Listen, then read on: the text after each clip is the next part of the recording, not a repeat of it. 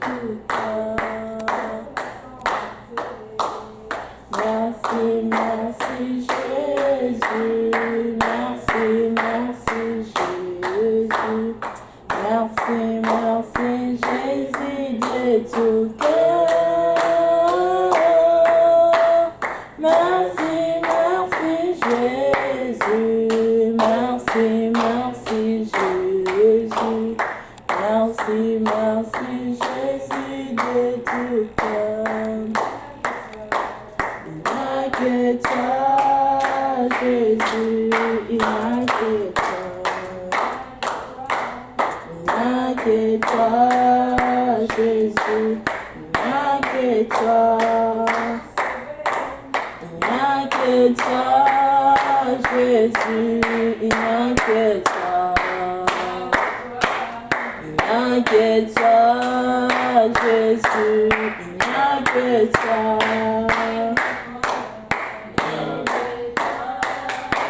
Jésus,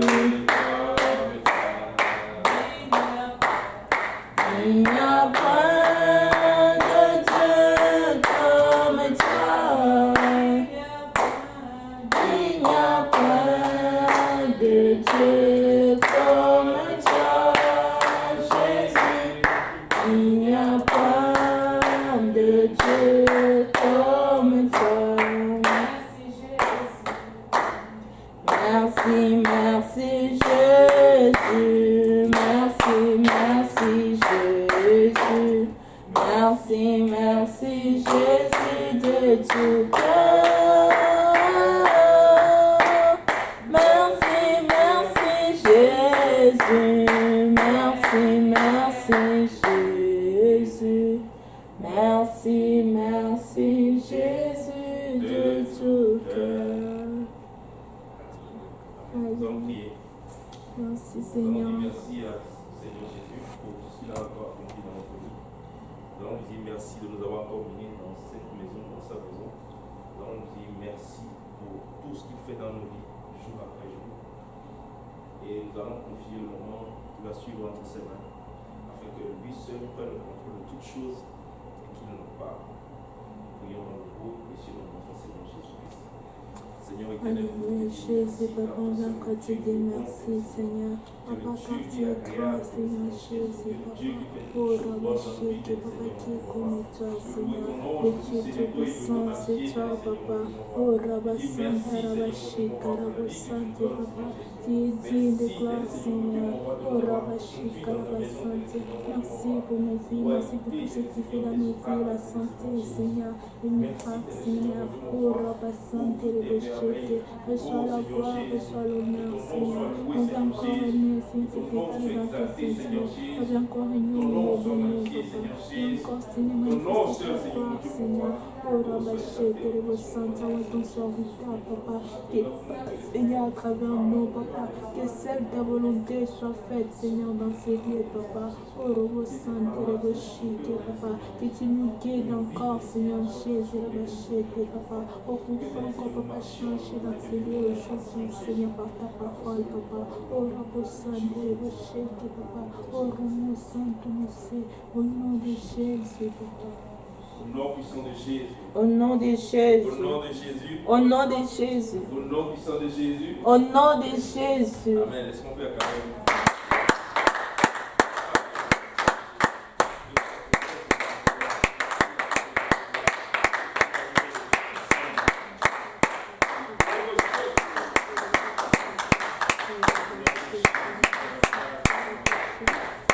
Alléluia.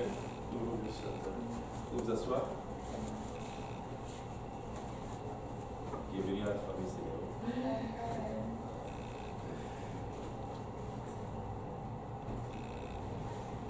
Alors nous allons souhaiter la bienvenue à celle qui est là pour la première fois aujourd'hui.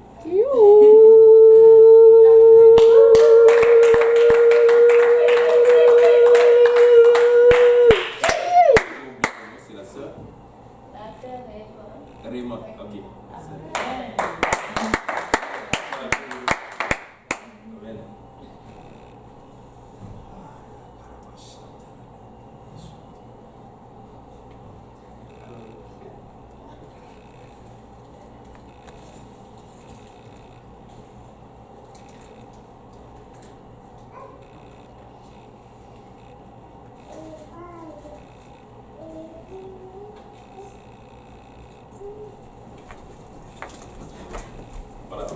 commencer, j'étais en train de me préparer pour cette étude hier, dimanche. Et je préparais des choses, je me disais, ah ok, on va parler de ça et autres. Et puis aujourd'hui, j'étais encore en train de travailler au boulot. Le Seigneur change le message. Il dit, tu vas parler de ça. Donc, aujourd'hui, nous allons aller dans le livre des psaumes. Nous allons parler du psaume 23. Qui aime le psaume 23 ici?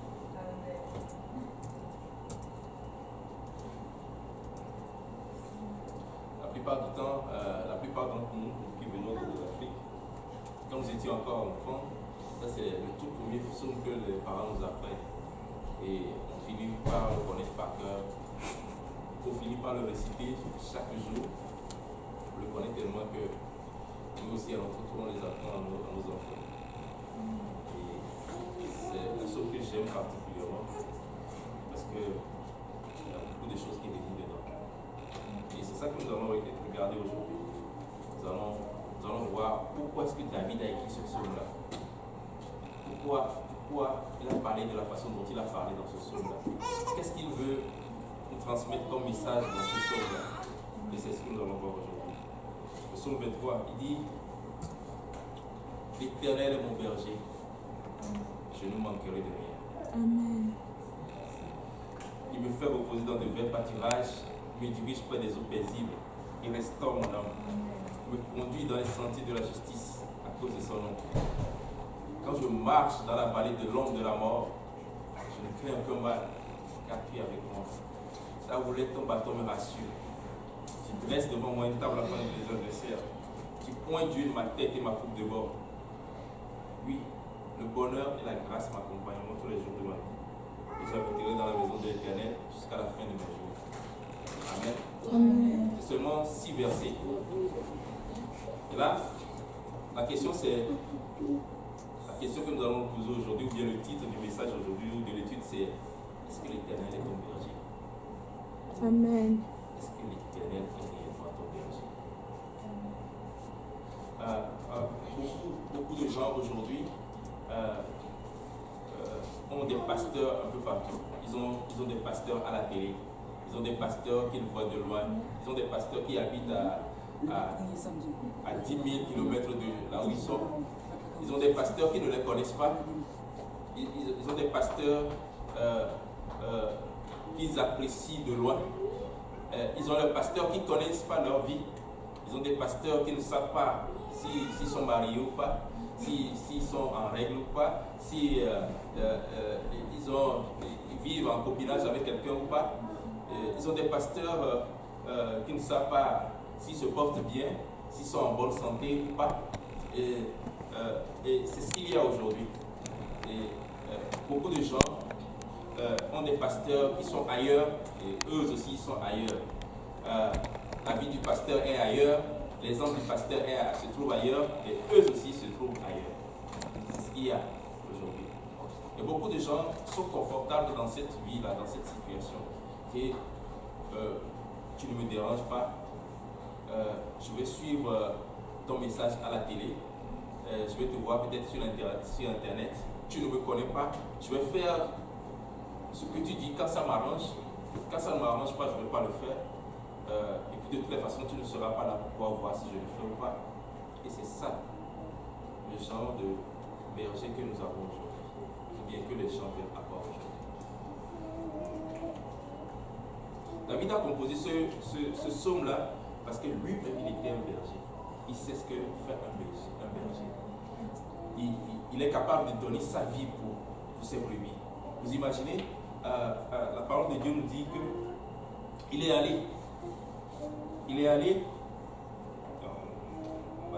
ça.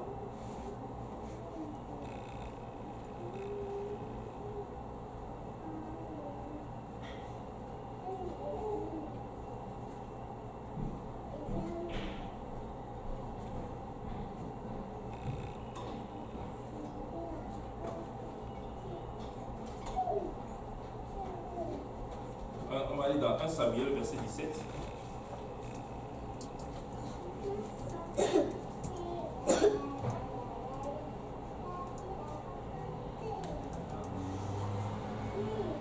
verset 1 Samuel 17, chapitre 17, verset 34.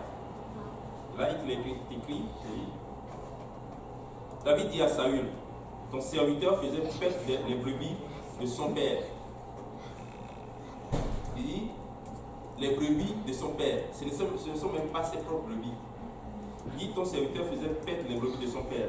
Et quand un lion ou un ours venait en enlever une du troupeau, je courais après lui, je le frappais et j'arrachais la brebis de sa gueule.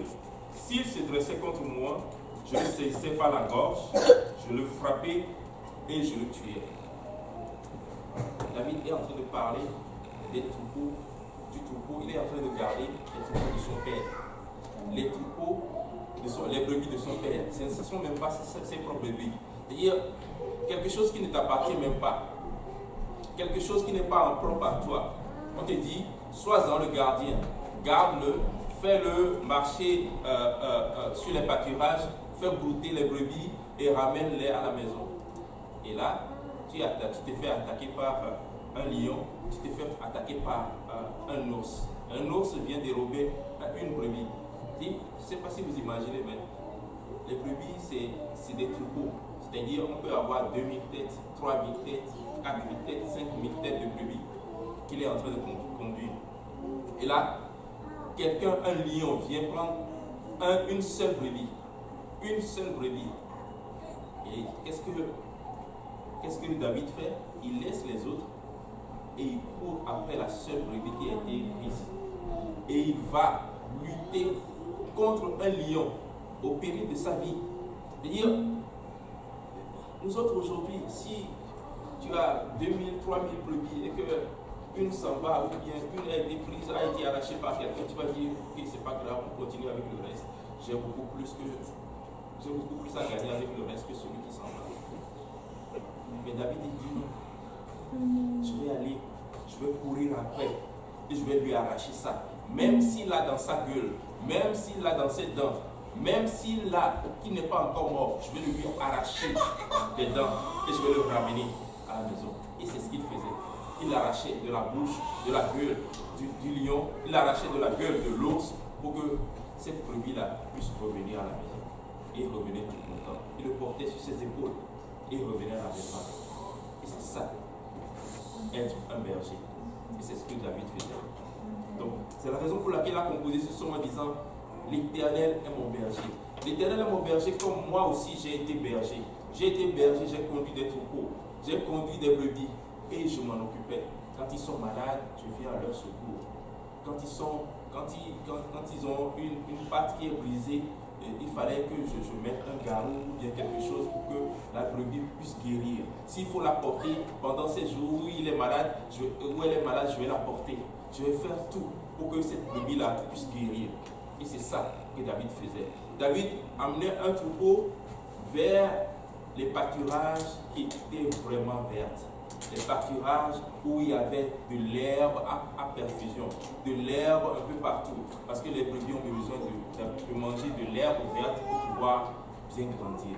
Et c'est ce que David faisait. David amenait le troupeau là où il y a de l'eau. Là où il y a de l'eau, mais où il n'y a pas de danger. Là où il y a de l'eau, où ils pourront boire paisiblement. Là où les animaux sauvages ne se trouvent pas, les animaux comme le lion ou bien l'ours ne se promènent pas pour qu'ils puissent boire en tranquillité. Et c'est ça ce que David faisait. C'est la raison pour laquelle il a composé ce psaume-là en disant,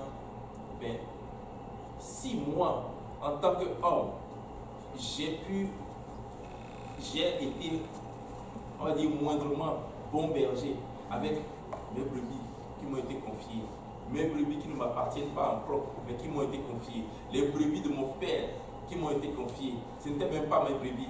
Vous savez, passage, si on te confie quelque chose et que tu en prends de soi, on va t'en donner à toi-même beaucoup plus.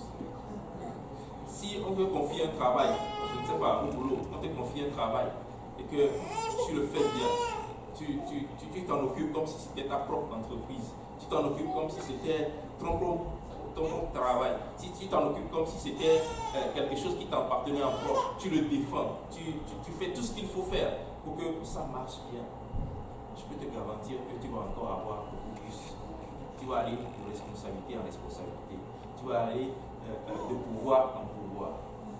Mais si tu n'en prends pas soin, si tu le négliges, si tu penses que oh, c'est pas à moi, de toutes les façons, c'est peut-être pour le gouvernement, ou c'est peut-être pour la banque, ou c'est peut-être pour telle autre chose, eh bien, devine quoi, tu ne vas pas avoir beaucoup plus non plus.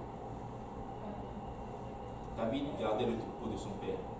Il ne gardait pas ses propres troupeaux. Il gardait le troupeau de son père et il en prenait énormément soin. Amen. L'Éternel est mon berger. L'Éternel est mon berger. Est-ce que l'Éternel est réellement ton berger? Quand ton berger parle, il faut que tu écoutes. À l'exemple de David et de ses troupeaux, les troupeaux connaissaient la voix de David. Les troupeaux savaient quand il était là. Les troupeaux savaient comment obéir à la voix de David. Parce que c'était leur berger. C'est lui qui les conduisait. C'est lui qui avait la responsabilité de les garder. C'est lui qui avait la responsabilité de les secourir ou de les protéger. Et il savait ça.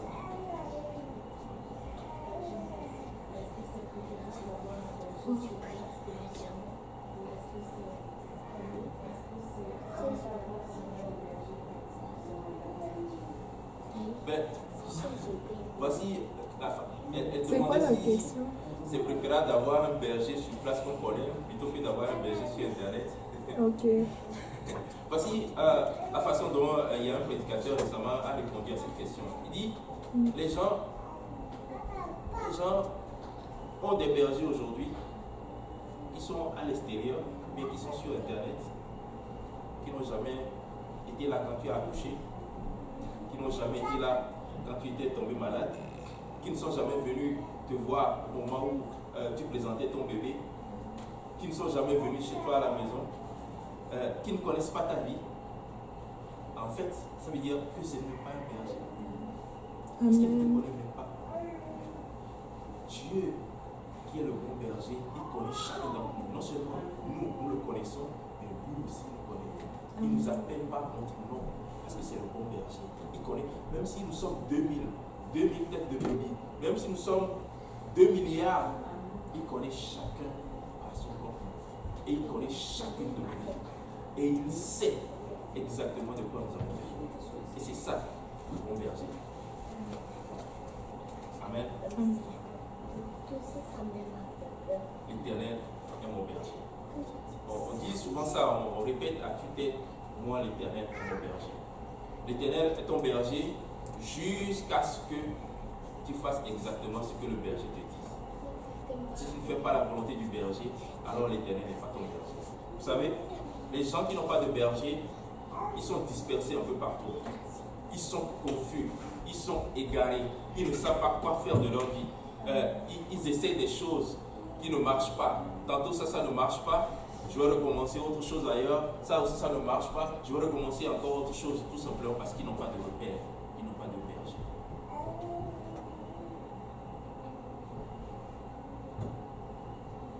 Le psaume 95, verset 10 dit: pendant 40 ans, j'eus cette race en dégoût. Et je dis, ce peuple dont le cœur est égaré, ils ne connaissent pas mes voies. À partir du moment où tu t'égares, Dieu dit que je suis le bon berger. Viens à moi, j'ai la vie en abondance, j'ai tout ce dont tu as besoin. Mais si tu t'égares, tu t'es perdu.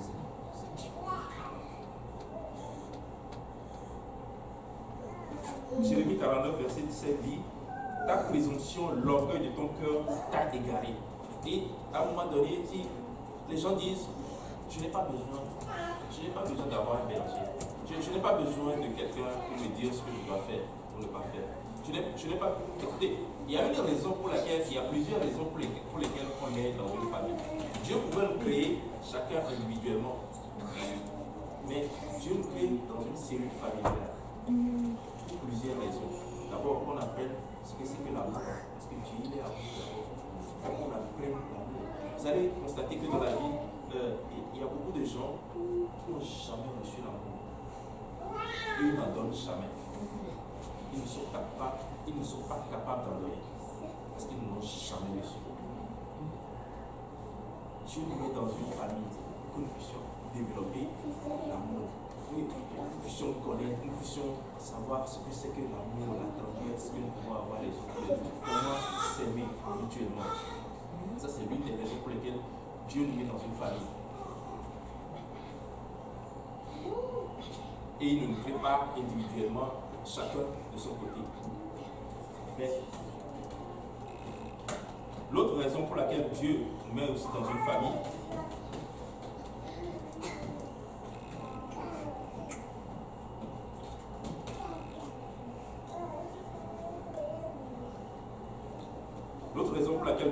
Dieu nous met aussi dans une famille, c'est que nous appelions beaucoup de choses, nous appelions l'obéissance, nous appelions la soumission, que nous appelions aussi l'autorité.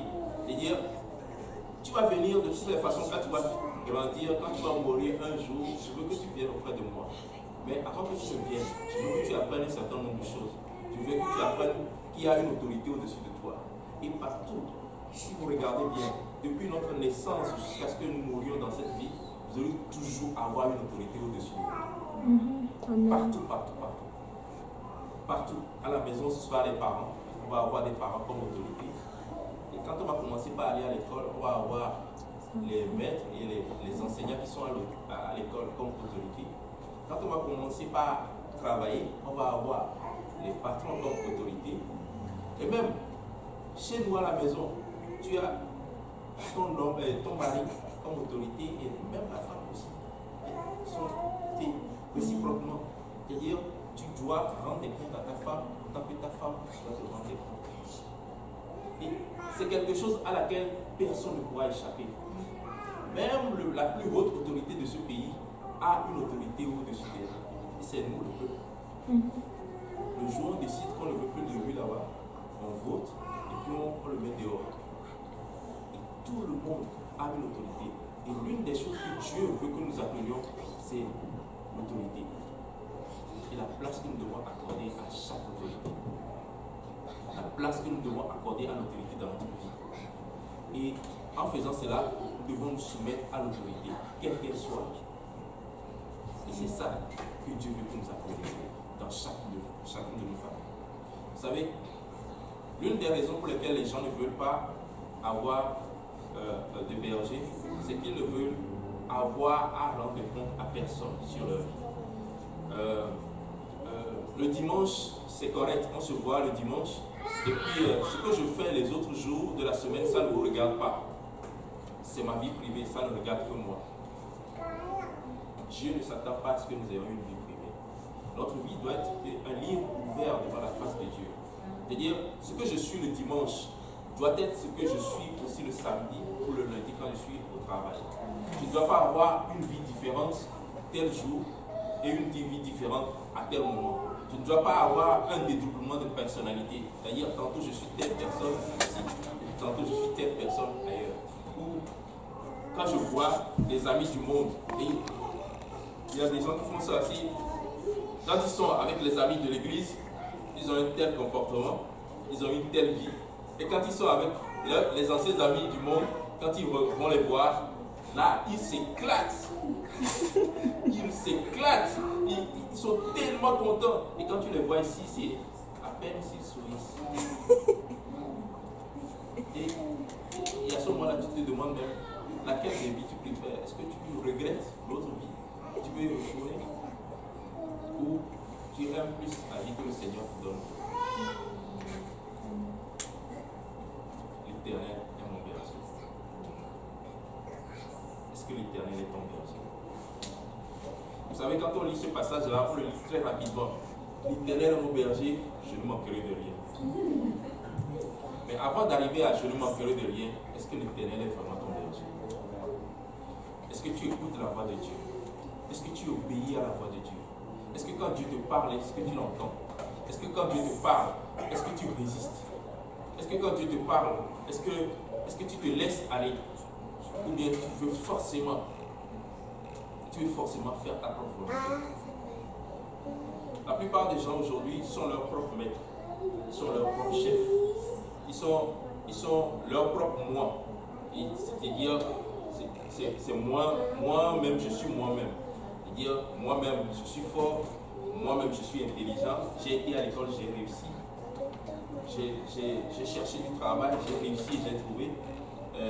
J'ai un bon travail aujourd'hui, j'ai une belle maison, une belle voiture, j'ai tout réussi dans ma vie. Parce que j'ai souffert pour ça, j'ai travaillé dur pour ça. Et donc, personne n'a le droit de me dire quoi que ce soit.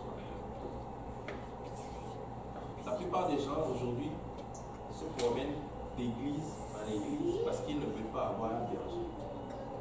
Ils ne veulent pas avoir quelqu'un qui leur demande de rendre des comptes.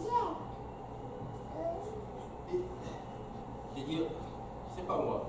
Vous me verrez quelqu'un ici me verrait dans un bar en train de m'éclater, de faire des choses bizarres. Et le dimanche, il me verra ici, il sera en droit de me demander, qu'est-ce que tu faisais là? C'est toi que j'ai vu. C'est toi que j'ai vu là-bas. Qu'est-ce que tu faisais là-bas? Qu'est-ce qui t'est arrivé? Pourquoi tu t'es retrouvé là-bas? Et ce genre de personnes qui ne veulent pas avoir de berger, ne veulent même pas entendre ça.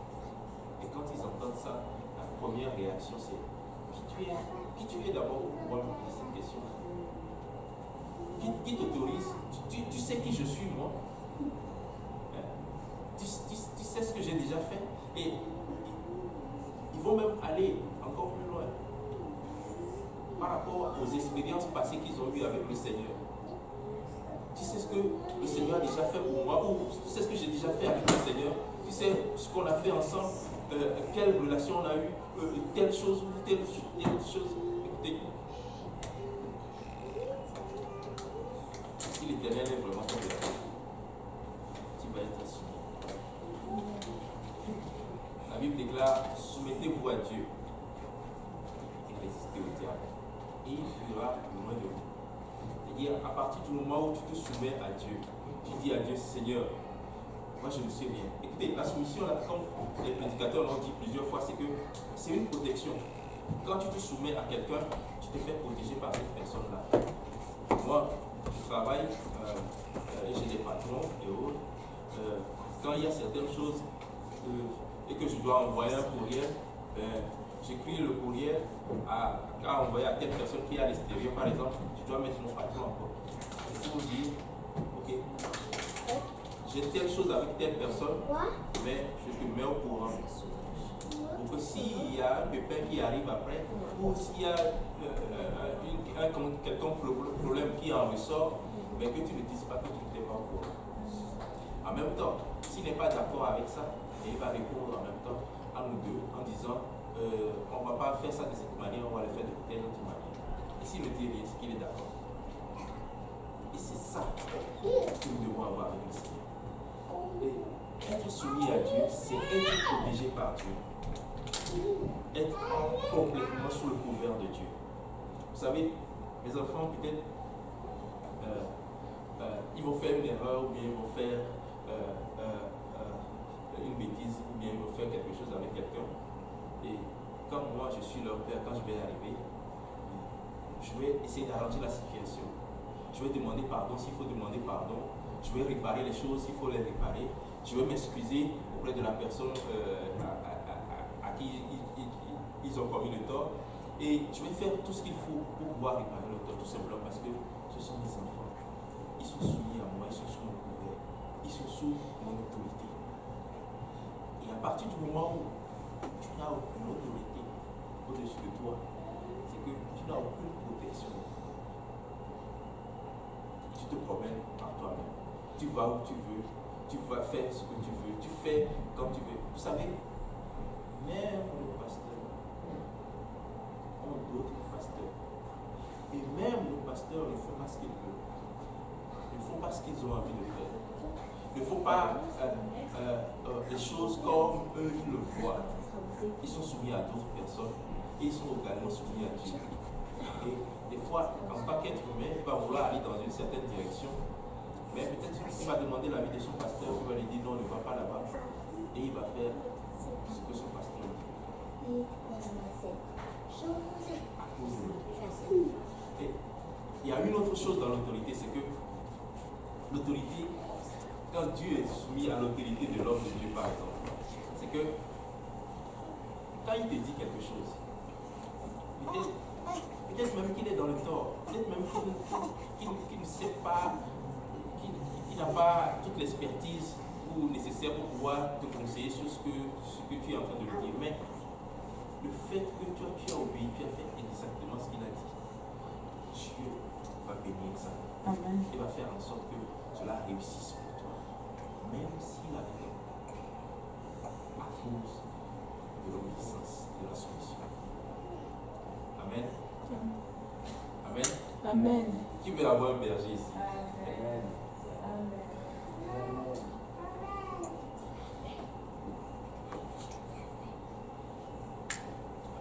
L'Éternel est mon berger, je ne manquerai de rien. Il dit, je ne manquerai de rien. L'Éternel est mon berger. Parce que Dieu est mon berger. Parce que Dieu est mon Père. Parce que Dieu est celui qui me couvre. Parce que Dieu est celui auquel je suis soumis. Parce que Dieu est celui auquel j'obéis. Parce que Dieu est ce berger-là qui me conduit. Ce berger-là que je suis. Parce que c'est lui qui fait toutes choses pour moi. Eh bien, je ne manquerai de rien. C'est-à-dire, si je suis sous le couvert de ce berger-là, je ne manquerai de rien. Parce que je sais quel berger il est. Je sais de quoi il est capable. Je sais jusqu'où il peut me mener. Je ne manquerai de rien. Je ne manquerai de rien, ça ne veut pas dire que je vais avoir, je ne sais pas moi, une Rolls Royce ou la dernière la voiture la plus chère ou la maison la plus chère, la maison à 2 millions de dollars ou des choses comme ça, où je vais avoir les plus belles choses, mais je ne manquerai de rien, sans me dire que je ne manquerai pas de ma subsistance. Hier, comme Élie le 18 est allé voir la veuve pour pouvoir lui dire fais-moi manger, parce qu'il a fermé le ciel et que Achab était après lui et qu'il a fui l'autre. Et il est allé voir cette femme-là. Cette femme-là lui a dit qu'il ne reste qu'un peu d'huile et qu'un peu de farine. Et il lui a dit, si tu me prépares ça et que tu le donnes à moi d'abord, il ne manquera pas d'huile ni de farine dans ta maison. C'est-à-dire, à chaque fois qu'elle va plonger sa main dans la cruche, à chaque fois qu'elle va plonger sa main dans le pot, elle va toujours avoir de sa subsistance. Et c'est ça que Dieu nous promet. Hier, chaque jour, tu vas avoir ce dont tu as besoin pour pouvoir survivre, pour pouvoir vivre décemment. C'est ça, je ne manquerai de rien. Hier, c'est pas toutes les choses que je vois, je peux les avoir. Toutes les choses que je désire, je peux les avoir. Ce n'est pas ça. C'est tu ne manqueras pas ta subsistance. C'est comme les enfants d'Israël quand ils étaient dans le désert et que Dieu faisait pleuvoir la manne chaque jour. Et Dieu leur a dit, n'en prenez pas pour le lendemain. N'en prenez pas pour dans 2 jours. Ne gardez pas ça. Si vous gardez, ça va se garder. Mais je veux que vous comptiez sur moi chaque jour pour pouvoir faire pleuvoir ça. Parce que Dieu s'attend. Dieu veut que chaque jour de notre vie, il soit notre berger. Chaque jour, on espère en lui en disant, Seigneur, voici un autre jour qui s'est levé. Je crois que tu es encore mon berger aujourd'hui. Et je sais que tu es le Dieu qui est capable. Je sais que tu es le Dieu qui conduit vers le vert pâturage. Et que tu vas me conduire aujourd'hui vers le vert pâturage. Que je ne pourrai pas avoir faim, que je ne pourrai pas avoir soif, que je ne pourrai pas manquer de ma subsistance, mais que je vais pouvoir vivre décemment encore aujourd'hui. Et c'est ça que Dieu voit. L'Éternel est mon berger. Je ne manquerai de rien. Il me fait reposer dans de verts pâturages. Il me dirige près des eaux paisibles.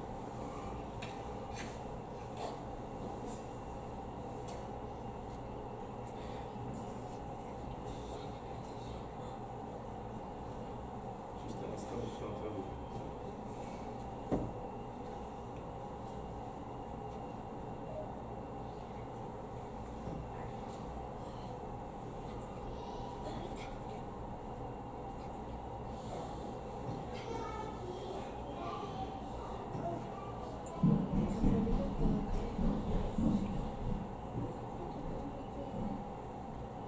reposer dans de verts pâturages, il me dirige près des eaux paisibles. Il restaure mon âme.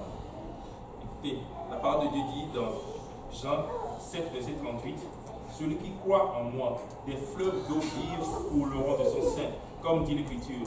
Il dit cela de l'Esprit que devaient recevoir ceux qui croiraient en lui, car l'Esprit n'était pas encore, parce que Jésus n'avait pas encore été glorifié. Amen. Amen. Amen.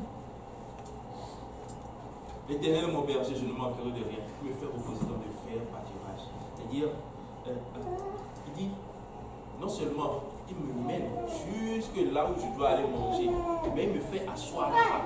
C'est-à-dire, je suis assis là-bas et la nourriture, elle est près de moi, elle est à côté de moi. Je ne veux pas parcourir des milliers de kilomètres pour aller chercher ma subsistance, mais il va me le donner là où je suis, là où je suis assis.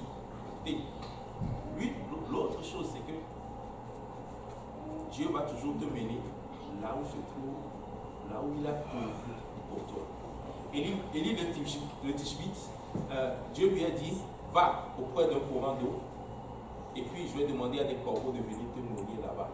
C'est-à-dire, il a déjà dit aux corbeaux que tu vas aller nourrir quelqu'un là-bas, que tu vas aller porter la nourriture, que tu vas mettre, que tu vas déposer auprès de l'eau pour qu'un prophète vienne manger, avant même qu'il ne dise à Élie d'y aller.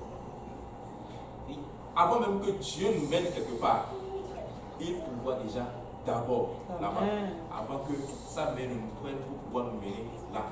C'est-à-dire, les brebis étaient amenées vers pâturage et il les faisait reposer là-bas. Autrement dit, si tu as un berger qui te conduit, si tu as un berger qui te garde, si tu as un berger qui pourvoit à ta subsistance, avant même qu'il ne te dise de bouger de là où il t'a mis déjà, il aura déjà pourvu ailleurs avant de pouvoir te faire manger. Autrement dit, il faut que ce soit lui qui te dise pars d'ici pour aller à l'autre endroit.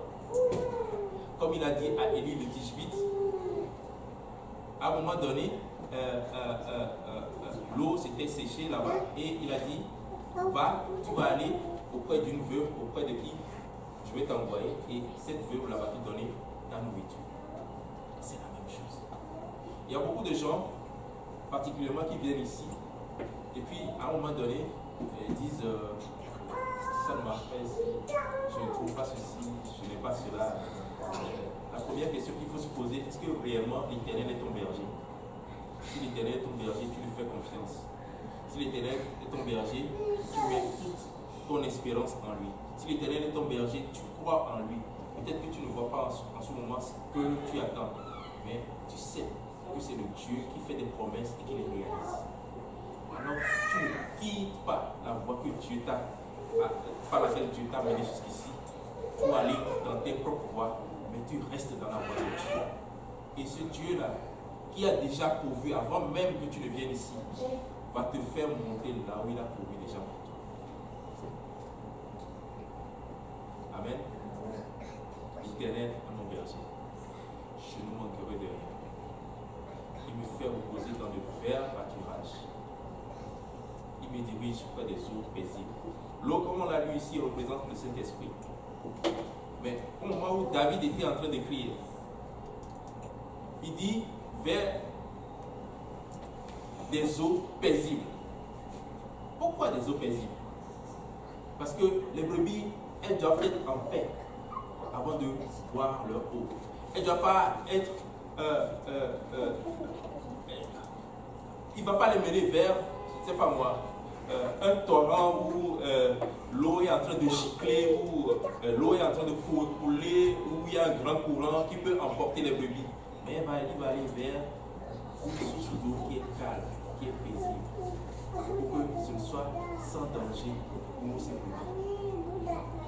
Il va aller quelque part, de la même manière, Dieu va toujours nous mener quelque part où c'est sans danger pour nous, parce que c'est notre berger.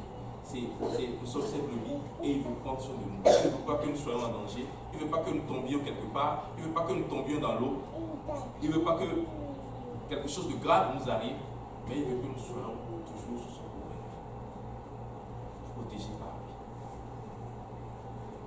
Est-ce que l'Éternel est ton berger?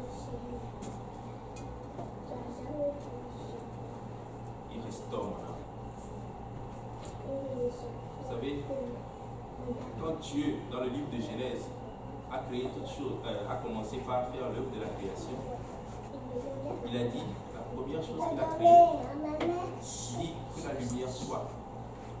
Et la lumière fut. Je me suis toujours posé la question, mais pourquoi Dieu crée la lumière en premier?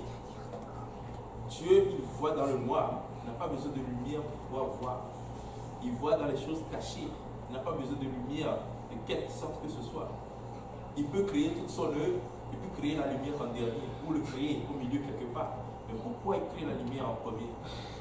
La réponse c'est que la première chose dont on aura besoin, dont une créature de Dieu, l'homme que Dieu a créé ou la femme, a besoin, c'est la lumière de sa parole. Dire, comment est-ce que je vais faire pour qu'il puisse avoir les yeux ouverts, qu'il puisse avoir la lumière pour pouvoir voir, oh wow, il y a ça que je dois faire pour pouvoir aller au ciel. Rappelez-vous, quand on était encore dans le monde, quand on ne savait pas, on était dans le noir, on était dans les ténèbres, on tâtonnait, on allait où notre cœur nous menait, on faisait les choses qu'on voulait, on faisait toutes sortes de choses. Des fois on tombait, on se relevait et on continuait encore. Mais quand on a vu la lumière de Dieu, on s'est dit, waouh, c'est réellement ça qu'il faut faire pour pouvoir y aller. Et si c'est ça, c'est ce que je vais faire aujourd'hui. Et je vais y aller. C'est ça. Il dit, il restaure mon âme. C'est-à-dire, ce qui est important à Dieu, c'est que ton âme soit restaurée. C'est que ton âme puisse être sauvée. C'est que ton âme au-dedans de toi puisse venir auprès de lui quand vous allez partir, quand on va partir d'ici. Parce qu'un jour, autant que nous sommes, un jour, nous allons tous partir d'ici. Et si ce jour-là devait venir, le Seigneur veut que notre âme d'abord soit restaurée, que notre âme soit en paix avec lui, que notre âme soit sur le chemin qui nous mène à lui, pour que nous puissions effectivement arriver auprès de lui. Et c'est ça la chose la plus importante pour chacun d'entre nous, chaque enfant de Dieu ou chaque personne qui se trouve sur cette terre-là. Ce que Dieu veut, c'est que nous soyons sauvés. C'est la première chose. Et c'est ça la lumière. La lumière de la parole de Dieu. C'est la première chose. Ce n'est pas que Dieu veut te bénir. Oui, Dieu va te bénir de toutes les façons. Écoutez, Dieu va nous bénir de toutes les façons. De toutes les façons, Dieu va te bénir. Il bénit les gens qui sont dehors, les gens qui ne le connaissent pas. Et la bénédiction de Dieu n'est pas limitée. Dieu n'est pas limité dans sa bénédiction. C'est pas comme si c'est quelque chose qui va aller prendre à quelqu'un et puis qui va te donner. C'est pas comme s'il va l'arracher à quelqu'un pour pouvoir te le donner. Ou bien qu'il va demander pardon à quelqu'un. Et donne-moi un peu de bénédiction, je vais donner ça à mon fils. Et si la personne dit non, il ne pourra pas. Non, il en a en abondance. Et même, je vais même encore aller plus loin. Avant même que nous naissions, Dieu prévoit les bénédictions pour chacun d'entre nous. C'est-à-dire, ce n'est pas au moment où tu es dans des difficultés que tu commences par prier que Dieu fait. Oh, qu'est-ce que je vais faire? Qu'est-ce que je vais faire? Qu'est-ce que je vais donner à ma fille? Qu'est-ce que je vais donner à mon fils? Non, il a déjà. Il sait déjà. Il y a 20 ans, il y a 50 ans en arrière, Dieu savait que je serais ici. Dieu savait que chacun d'entre vous serait ici. Sur cette terre. Il le savait déjà. Et avant même que vous veniez ici, il avait déjà pour vous. Il savait ce qu'il fallait faire.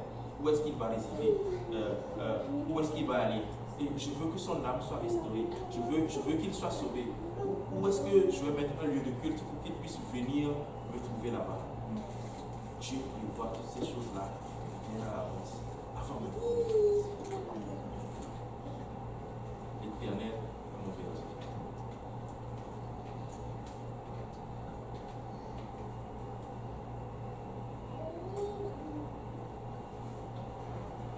Il me conduit dans les sentiers de la justice à cause de son nom. Il me conduit dans les sentiers de la justice à cause de son nom. Vous savez, la justice de Dieu, c'est quoi? C'est de venir à Dieu, c'est d'obéir à sa parole, de faire sa volonté. Et à partir de ce moment-là, tu es dans la justice de Dieu. Philippiens 3, verset 8 dit, et même, je regarde toutes choses comme une perte. Je regarde toutes choses comme une perte, c'est-à-dire toutes les autres choses là n'ont aucune importance pour moi. À cause de l'excellence de la connaissance de Jésus-Christ, mon berger, mon Seigneur. pour lequel j'ai renoncé à tout. J'ai renoncé à tout pour ce qu'il y a sur cette terre-là. Et vous savez, il ne dit pas ça juste en l'air, parce qu'il sait ce qu'il gagne en renonçant à tout ce qu'il y a sur la terre. Vous savez, les bénédictions qui nous attendent aussi auprès de Dieu, il n'y a pas de bruit là-bas. Écoutez, aujourd'hui, si tu achètes une voiture aujourd'hui, même si elle est la plus belle voiture aujourd'hui, dans 5 ans, elle ne sera plus la plus belle. Dans 10 ans, tu vas la voir et puis tu vas dire, comment est-ce que ça se fait que j'ai même acheté cette voiture-là? Je me rappelle, quand on était encore en Afrique, dans certaines années, il y avait de très belles voitures qu'on appelait les Nissan Patrol. C'était de belles voitures avec 6 places, 3 ou 7 places. Et c'était de très belles voitures qu'on voyait. Et je connaissais quelqu'un qui en avait même plusieurs. De temps en temps, on voyageait avec. On trouvait ça une très belle voiture. Une dizaine d'années plus tard, je regarde par hasard une vieille Nissan Patrol. Je regarde ça, je dis, comment est-ce que ça s'est fait qu'ils ont construit une voiture aussi vilaine? Regardez même la toiture, c'est trop plat. La voiture est complètement rectangle. Il y a ceci. Mais au ciel, tout est toujours relevé. Mais au ciel, il n'y a pas d'usure du temps. Si tu as la plus belle maison aujourd'hui, dans 10 ans, dans 20 ans, tu vas regarder ta maison, tu vas regarder la maison du voisin, tu vas dire, ma maison, elle ne vaut rien. La maison du voisin, elle est plus belle. Mais au ciel, ta maison, elle va toujours être belle. C'est pour ça qu'il dit qu'il a renoncé à tout. Il a renoncé à tout ce qu'il y a sur la terre. Il a renoncé à tout ce qu'on peut lui proposer. Plus rien ne lui dit, plus rien.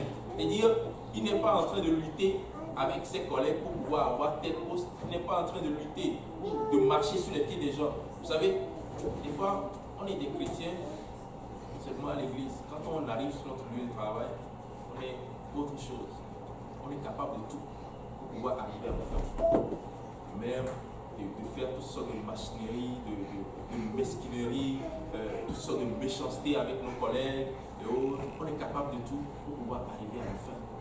Je vais avoir l'attention du boss, je vais avoir être préféré du boss, je vais faire ceci pour que quand il va avoir un poste, que ce soit moi qu'on appelle, que ce soit à moi qu'on les donne.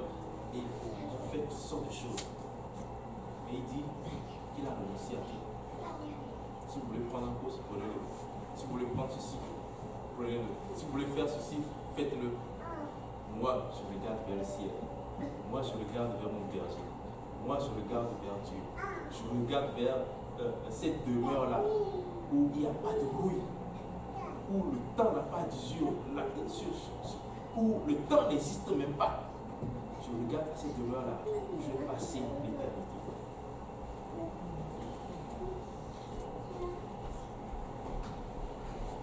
À cause de l'excellence de la connaissance de Jésus-Christ, mon Seigneur, pour lequel j'ai renoncé à tout, et je les regarde comme de la boue, afin de gagner Christ et d'être trouvé en lui, non avec ma justice, celle qui vient de la loi, mais avec celle qui s'obtient par la foi, la justice qui vient de Dieu par la foi, afin de connaître Christ et la puissance de sa résurrection et la communion de ses souffrances, en devenant conforme à lui dans sa mort pour parvenir. Écoutez, ce qu'il est en train de dire tout simplement, c'est que je veux être conforme à Christ. Je veux être comme Christ. Je veux souffrir comme Christ a souffert. Je veux mourir comme il est mort. Je veux ressusciter comme il est ressuscité. Je veux être enseveli comme il a été enseveli. Je veux ressusciter comme il est ressuscité. Et je veux aller auprès de Christ. Et c'est ça que je recherche.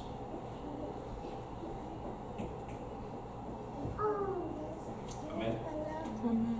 L'Éternel est mon berger. Est-ce que l'Éternel est votre berger aujourd'hui? Est-ce que l'Éternel est réellement votre berger? Est-ce que quand l'Éternel te parle, est-ce que tu écoutes? Quand l'Éternel te parle, est-ce que tu obéis? Est-ce que quand l'Éternel te parle, des fois l'Éternel va te parler par la parole de Dieu. Tu lis la parole de Dieu, puis Dieu te parle clairement. Je veux que tu fasses ça. Et tu identifies exactement ce que Dieu veut que tu fasses. Des fois, c'est le dimanche quand tu vas venir à l'église. Dieu va utiliser l'homme de Dieu pour te parler. Et c'est là qu'il y a certaines personnes qui n'aiment pas. Des fois, écoutez, au début quand j'étais venu à l'église, là, des fois je me disais, est-ce que c'est ma femme qui vient dire des choses au pasteur? Il y a des choses qui se passent chez moi. Le pasteur n'est pas venu chez nous. Et puis le dimanche matin, j'arrive et c'est de ça qu'il parle. Qui est venu? Mes enfants n'étaient pas. J'avais seulement une petite fille à l'époque. Elle était bébé. Donc c'est pas elle qui est venue parler. Ma femme non plus. Donc je me dis, comment? Écoutez, Dieu nous connaît. Dieu connaît chacune de ses bébés. Et il veut agir dans chacune de nos vies. Il veut toucher nos vies. Il veut transformer nos vies. Il veut que nos vies soient changées conformément à sa parole. Il veut que nous changions pour pouvoir venir auprès de lui. Et c'est ça. Dieu va nous parler par sa parole. Dieu va nous parler par l'homme de Dieu. Dieu va nous parler par peut-être un frère, une soeur. Dieu va nous parler au moment où nous allons venir auprès de l'homme de Dieu et nous acquérir de ses conseils.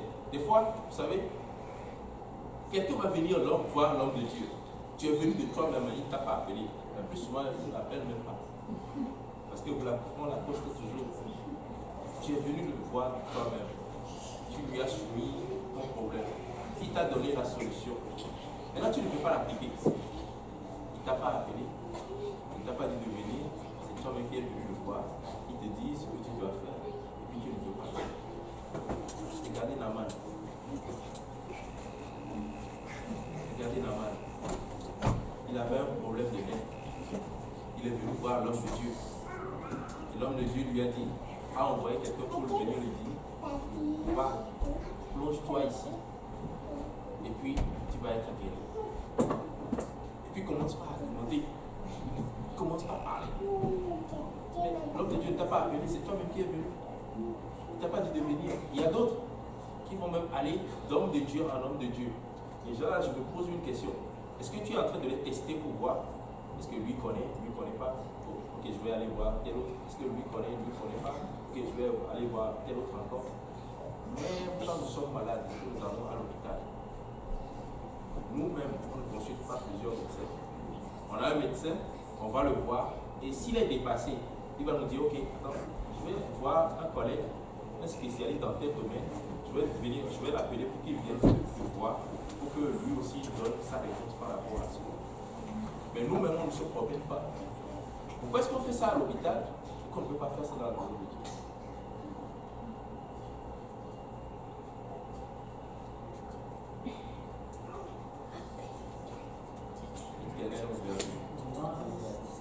Pardon? J'ai dit,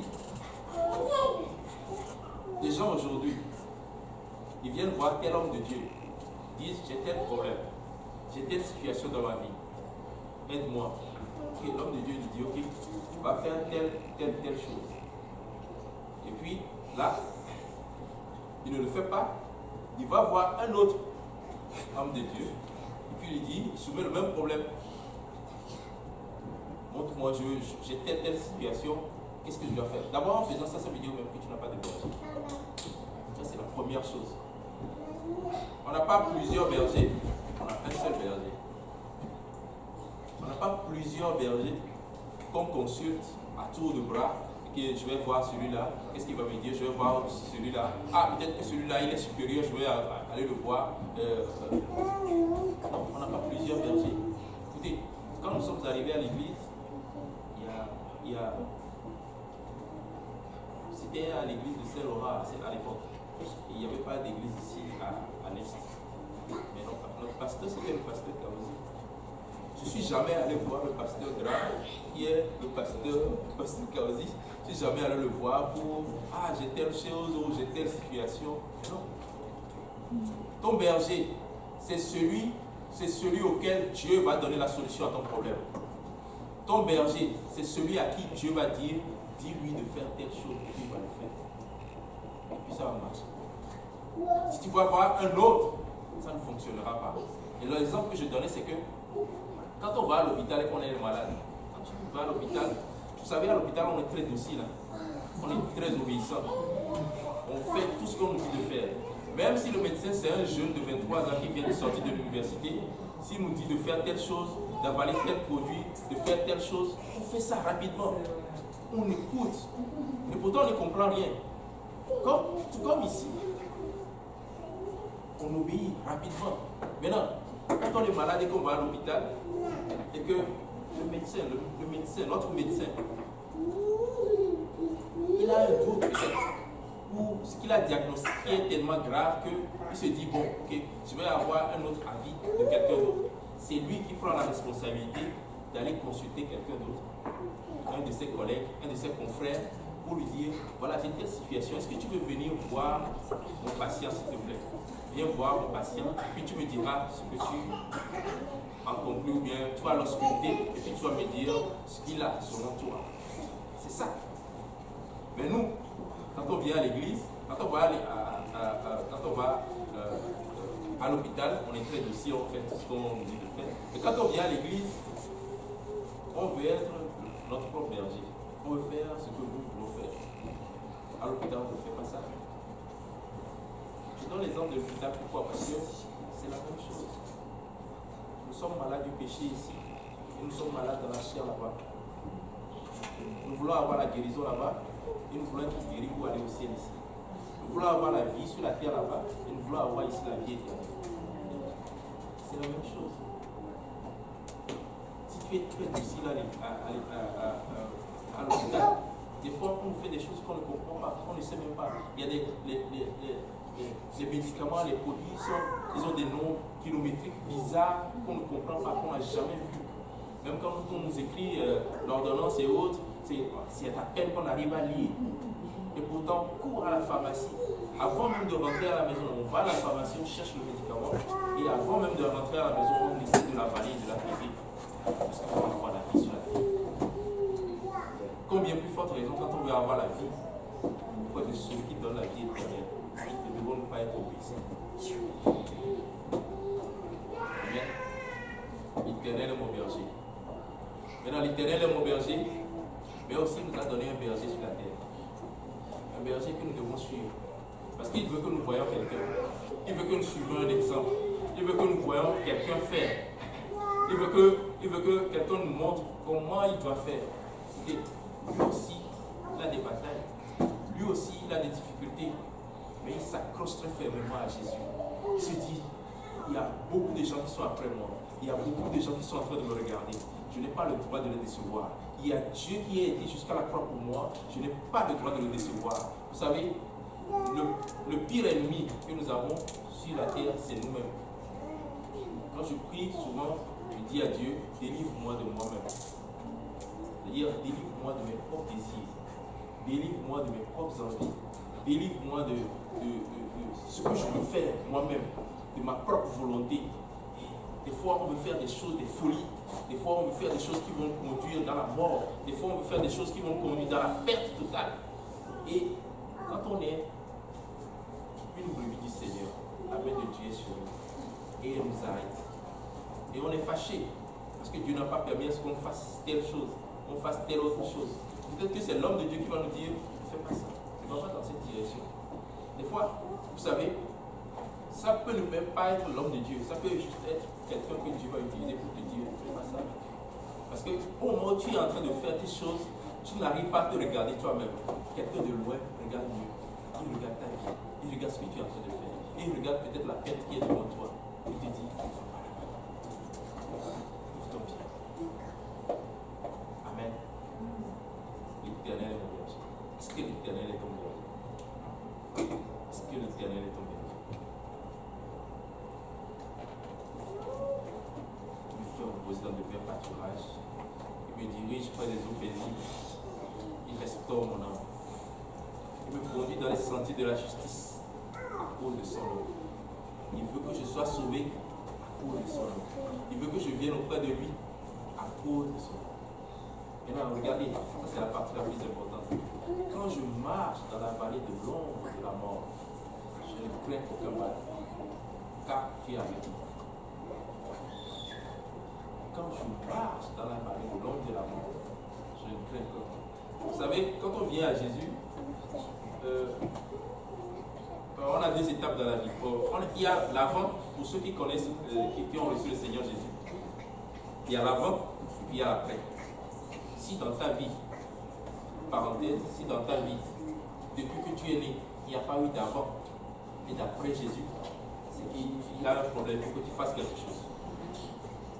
Si tu as toujours vécu depuis que tu es né de la même manière que tu vis encore aujourd'hui, que tu as toujours fait les mêmes choses depuis que tu es né jusqu'à aujourd'hui, c'est qu'il y a un problème quelque part. Il faut que tu rencontres le Seigneur Jésus, il faut qu'il y ait un avant toi et puis un après toi. J'écoutais le pasteur le dimanche, hier, dimanche, il était en train de dire, ah, il y a quelqu'un qui est venu nouvellement, il est parti me saluer, et puis la personne lui a dit, ah, mais je vous connais. Et puis là, il dit qu'il a commencé par avoir des sueurs. Est-ce qu'il me connaissait avant Jésus ou après Jésus? Parce que si c'est avant Jésus, c'est grave. Si c'est après Jésus, bon, c'est correct. Donc, il faut que tu aies un avant et un après Jésus. Alors, quand tu es dans l'avant Jésus, regardez ce que le diable fait. Le diable, c'est notre ennemi depuis notre naissance. Et il va tout faire. Il va tout faire pour nous empêcher d'aller auprès du Père. Alors le diable, quand on est dans l'avant Jésus, qu'est-ce qu'il fait? Il t'encourage. C'est quand même ton ennemi, hein, mais il t'encourage dans le péché. Plus de péché, plus de mensonges, mens plus. Regarde, tu mens à quelqu'un, tu t'en sors, et puis au lieu de te dire, oh, la prochaine fois je ne vais plus faire telle chose, tu te dis, non, la prochaine fois je vais encore imaginer un plus beau, je vais faire telle chose, et puis je vais dire telle chose qui va être encore plus beau. Donc, avant Jésus, le diable il t'encourage. Il te dit, fais ça, fais ci, encore plus de péché. À un moment donné, il te dit, okay, fume ceci, fais ceci, bois ceci. Quand tu bois un peu, à un moment donné, tu as encore le goût de continuer, tu bois encore un peu, tu augmentes ta dose, il t'encourage, vas-y encore un peu plus, jusqu'à ce que tu meurs dans ce que tu es en train de faire. Ça, c'est quand tu es dans l'avant Jésus. Maintenant, quand tu rencontres le Seigneur Jésus, à partir de ce moment-là, tu déclenches une guerre. Les tout premiers jours, tu viens, tu te fais baptiser. Au passage, s'il y a quelqu'un qui n'a pas encore fait le baptême au nom de Jésus, on a une piscine ici, il y a de l'eau, il y a des vêtements de rechange, il y a même des sèches-cheveux pour pouvoir se sécher les cheveux, il y a tout. On rentre dans l'eau, on vous baptise et vous recevez le don du Saint-Esprit ici même. Vous obéissez à l'évangile et avant même de sortir d'ici, vous êtes en marche pour pouvoir aller ici. Alors, dans l'avant Jésus, il t'encourage à continuer dans le péché, mais quand tu reçois le don du Saint-Esprit, quand tu reçois Jésus, quand tu rentres dans les eaux du baptême, quand tu reçois le Seigneur Jésus dans les eaux du baptême, il change de stratégie. Il voit que, oh, tu es en train de lui échapper. Okay. Maintenant, je ne vais plus t'encourager dans le péché, mais je vais te combattre. Il te combat dans tout. Si tu pries, il va te combattre. Si tu ne pries pas, il va te combattre. Si tu témoignes à quelqu'un, il va te combattre. Si tu ne témoignes pas, il va te combattre. Si tu jeûnes, il va te combattre. Si tu ne jeûnes pas, il va te combattre. Quoi que tu fasses, à tout moment, le diable ne dort pas. À tout moment, il te combat. Même dans ton sommeil, même dans tes rêves. Écoute, tu peux faire 10 ans dans la maison de Dieu. Tu peux être très prospère. Tu vas avoir un jour un rêve bizarre. Poursuivi par quelqu'un, poursuivi par quelque chose. Et c'est là que quand tu as reçu le Seigneur Jésus, c'est bon. Tu ne cries pas Père, mais tu cries Jésus. Et le Seigneur Jésus vient à ton secours. Même dans le sommeil.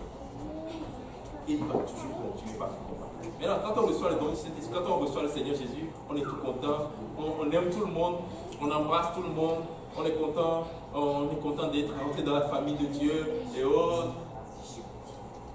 Et puis, quelques temps après, le diable commence par te combattre. Il commence par te chuchoter des choses à l'oreille. Oh, tu sais, c'est pas si parfait que ça. Regarde telle personne. Regarde la façon dont elle te regarde. Sûrement qu'elle ne t'aime pas. Elle a salué tout le monde, sauf toi. Regarde, quand elle salue les autres, comment elle sourit. Et toi, elle ne t'a pas salué. Ou des fois, elle t'a salué, mais elle ne t'a pas souri. Regarde, le pasteur ne te connaît même pas. Il ne connaît pas ton nom. Aucun frère ne t'a jamais appelé ici. Je ne sais même pas pourquoi tu insistes à continuer pas à venir ici. Les gens ne t'aiment pas, on ne veut pas de toi ici. Pourquoi tu insistes? Et là, il commence par te parler. Tu entends la voix. Que tu ailles entendre la voix de Dieu chaque jour. Sinon, c'est l'autre voix que tu vas entendre. Quand tu commences par entendre cette voix, que cette voix commence par agir sur toi, ben, tu vas commencer par tout doucement commencer par rentrer dans la vallée de l'ombre. Dans la vallée de l'ombre de la mort, c'est le moment des difficultés. C'est le moment où les problèmes viennent. Quand tu reçois le Seigneur Jésus, tout n'est pas parfait. Il y a des moments de difficulté qui vont arriver. Il y a des moments où ta foi va être testée. Dieu va voir, est-ce que tu crois vraiment en moi? Est-ce que tu sais qui je suis? Est-ce que tu crois que je suis capable? Est-ce que tu sais que c'est moi qui ai créé le ciel et la terre? Je sais. Quand vous lisez les psaumes, vous allez voir, David fait toujours référence au Dieu qui a créé les cieux et la terre. Pourquoi il fait cette référence-là? Pour la simple raison que si c'est lui qui a créé le ciel et la terre, qu'est-ce qui est plus difficile? Mon problème pour créer le ciel et la terre, s'il est capable de faire ça, c'est qu'il est capable de résoudre aussi.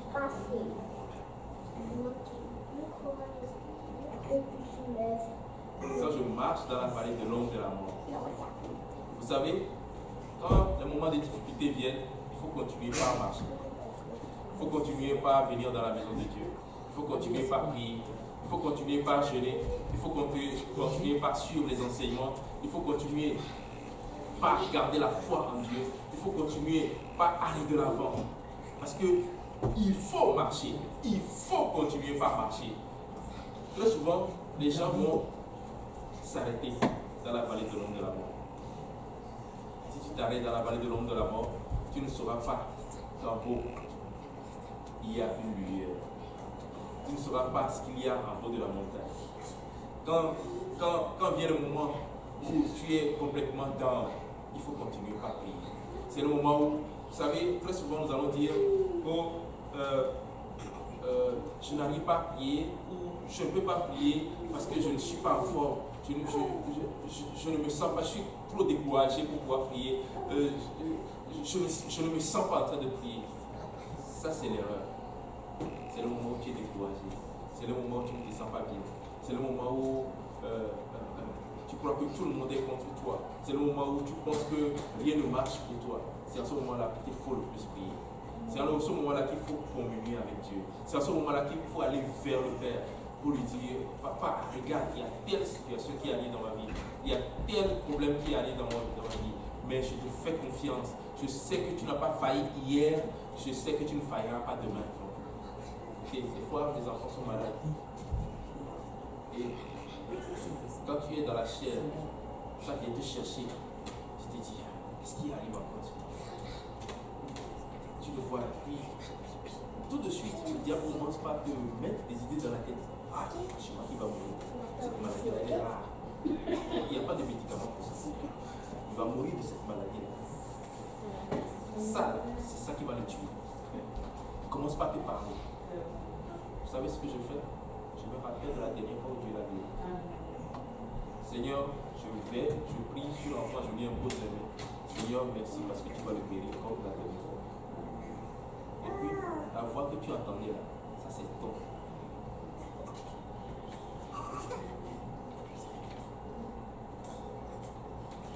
Quand je marche dans la vallée de l'ombre de la mort, et le plus souvent c'est quoi? C'est que on s'arrête dans la vallée de l'ombre de la mort. Oh, je suis trop fatigué. Il y a trop de problèmes dans ma vie. Je n'en peux plus, j'arrête. Je ne viens plus à l'église. C'est comme si c'est le pasteur qui a amené le problème dans ta maison. C'est comme si c'est l'église qui a amené le problème chez toi. Je ne viens plus à cette église. Écoute, si tu arrêtes, c'est là que tes problèmes vont empirer. C'est là que tes problèmes vont continuer par empirer de plus en plus et grossir complètement. Vous savez, une fois, j'étais en haut tout à l'heure en train de préparer l'étude et là, j'ai vu passer une fille. La fille que j'ai vu passer, elle avait le ventre dehors, elle a porté juste un petit haut avec une jupe un peu court et même ses seins tout pouvez les voir ici en bas. Et elle a juste porté un petit bout qui était vraiment très élevé. Et cette fille-là, tout de suite j'ai ouvert le rideau pour voir. C'est pas celle-là, ça. Cette fille-là, je vous assure, il y a une fois, elle était ici assise comme je suis.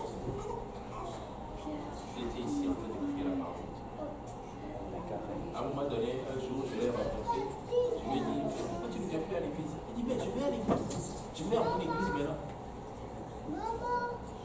Et regardez comment elle se parle. Parce qu'elle ne veut pas avoir un berger qu'elle doit. Elle ne veut pas que quelqu'un lui pose une question sur ce qu'elle va porter au monde, ce qu'elle va porter au monde. Elle veut faire exactement comme le monde. Vous savez, si tu es un berger, tu vas essayer de plaire à ton berger. Comme une femme va essayer de plaire à son homme. J'aime que tu me fasses telle nourriture, mais c'est ça que ma femme va me préparer. Ma femme prépare les choses que j'aime. Elle ne prépare pas les choses qu'elle veut. Hein? Ta femme va essayer de te plaire en préparant les choses que tu aimes, en faisant les choses que tu aimes, en portant les choses que tu aimes, même sur des choses plus intimes, elle va toujours faire ce que tu veux, parce qu'elle veut. Même un parfum, si tu mets un parfum que ton mari n'aime pas, c'est fini, on n'en met plus ça. Même si ça a coûté $100, $200, on s'en fout, on jette ça à la poubelle. C'est fini. On va essayer d'acheter quelque chose que mon mari aime. Et des fois même, elle va s'emmener dans le magasin. Je lui dis, viens choisir avec moi. Viens, emmène-moi. Ça c'est un piège. Viens, on va aller. Parce que je veux faire ce que tu aimes. Si tu es un berger, tu vas faire la volonté de ton berger. Tu vas faire ce que ton berger aime. Tu ne vas pas faire ta propre volonté. Tu ne vas pas être égaré comme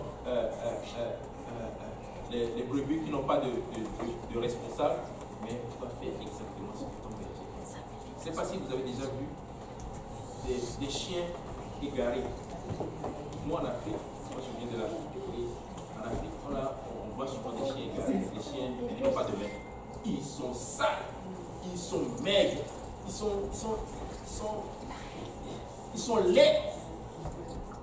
Ils fouillent dans les poubelles, ils fouillent à gauche et à droite pour pouvoir manger.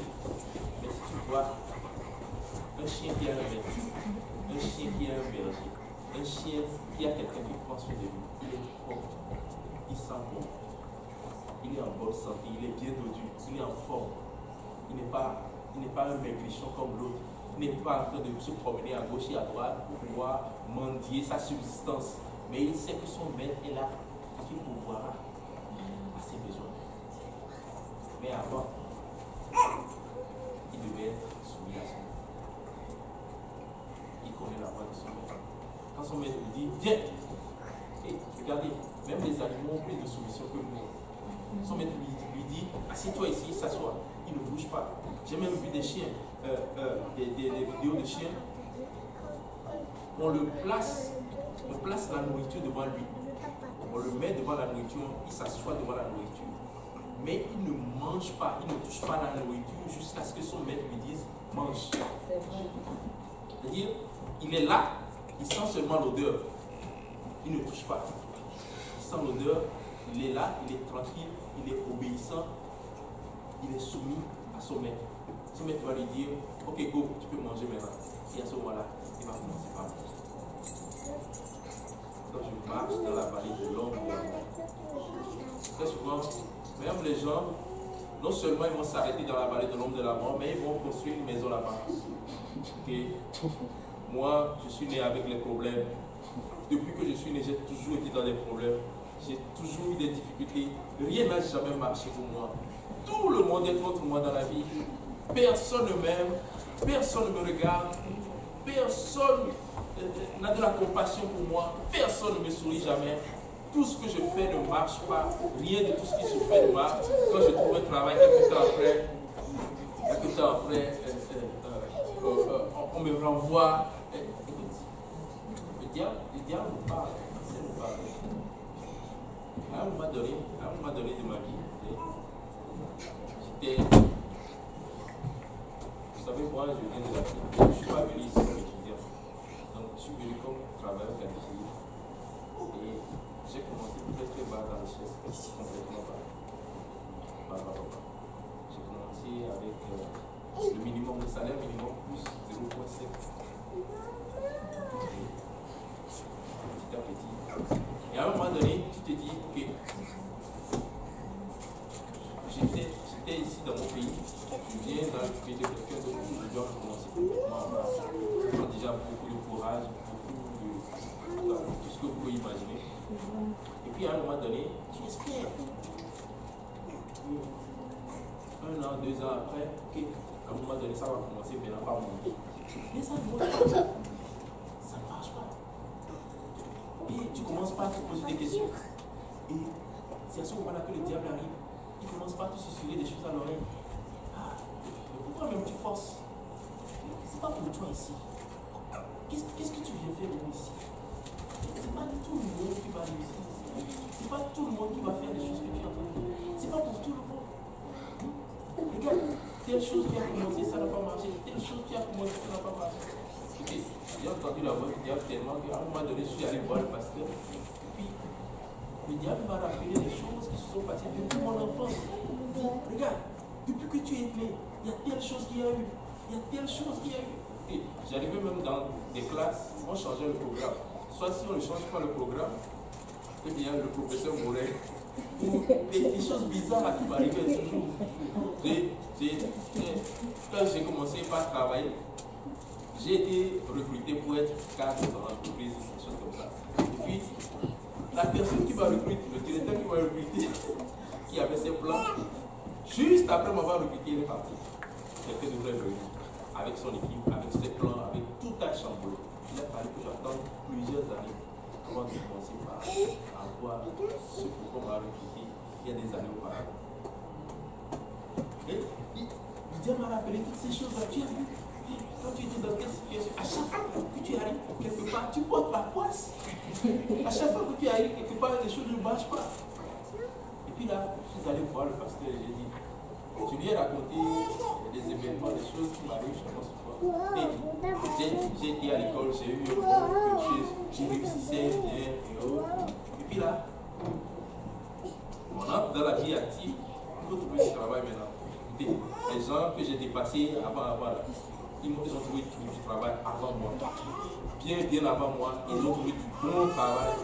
J'ai galéré pendant longtemps, j'ai fait toutes sortes de choses. J'ai travaillé dans un bateau, j'ai travaillé dans une station d'essence, j'ai fait toutes sortes de choses avant de pouvoir y aller. Et là, le diable me rappelle toutes ces choses-là. Il dit, regarde, dans ton enfance, il y a eu ceci, il y a eu cela, il y a eu tel. Je vais voir le passé, j'ai dit, est-ce que je suis maudit? Est-ce qu'il y a une malédiction sur moi? Puis le pasteur me regarde, puis il me dit, rien que ça là, ça m'a suffi. Je suis allé, je suis parti. Je me suis dit, ok, je ne suis pas maudit, donc c'est bon. Les choses peuvent aller. Il y a des gens qui ont tellement pensé à ça, qui ont tellement cru le diable, qu'à un moment donné, ils font une maison dans leur malédiction. Ils font une maison dans leur problème. Ils se disent, oh, je suis né avec ça. Dans ma famille, personne n'a eu rien de bon. Dans ma famille, personne, les gens sont des alcooliques, les gens sont des ceci, personne n'a rien, n'a pu sortir la tête de l'eau. Bien, ça va être la même chose pour moi. Je vais juste être comme eux. Donc je reste dans la vallée de l'ombre de la mort.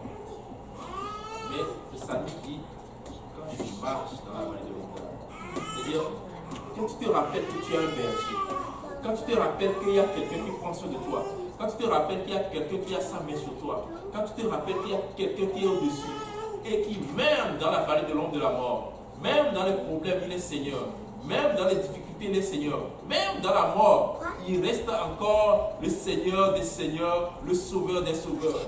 Même partout, il est là. Quand tu te rappelles qui tu as comme Seigneur Sauveur, qui tu as comme berger, au lieu de rester à traîner les pieds dans la vallée de l'ombre de la mort, tu vas rapidement. Allez, il faut que je sorte de ça. Allez, il faut que je sorte de ça. Mon père, il a tout. Il faut que je sorte de ça. Et l'enfant prodigue, il s'est levé promptement pour aller vers son père. Parce qu'il s'est dit, ce n'est pas normal. Je ne peux pas avoir un père qui a tout. Et puis moi, je vais être dans la misère. Moi, moi je vais être dans les difficultés, moi je vais manger des choses qu'on donne à des animaux. C'est pas normal. Mon père ne peut pas avoir des serviteurs à qui il donne à manger à satiété et puis moi je vais être dans les problèmes. C'est pas normal. Il faut que je me lève, il faut que j'y aille. Écoutez, quand tu es dans la vallée de l'ombre de la mort, parce que dans la vie de chaque chrétien, ça arrive que tu passes là-bas, tu vas passer. C'est un test aussi pour toi. C'est un test pour savoir est-ce que tu sais le Dieu en qui tu as cru. C'est un test pour savoir est-ce que tu connais le Dieu en qui tu as cru. Est-ce que tu sais de quoi il est capable. Est-ce que tu sais comment puissant il est ce Dieu-là. Comment puissant il est le Dieu qui a créé le ciel et la terre. Est-ce que tu sais de quoi il est capable. Là, tu marches fortement. Quand je marche dans la vallée de l'ombre de la mort, je ne fais aucun mal. D'ailleurs, je suis dans les difficultés, mais je viens à l'église, je suis content. Je suis content d'être en vie. Je suis content d'être en bonne santé. Je suis content d'être au milieu du peuple de Dieu.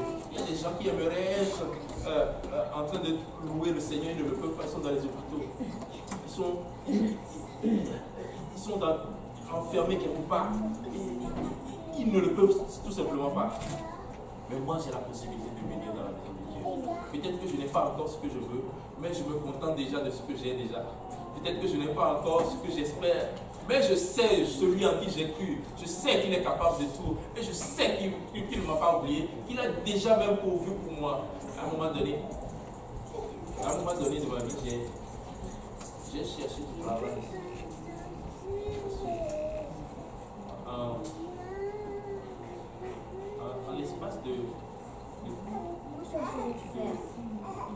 En l'espace de quelques mois, j'ai passé une trentaine d'entreprises.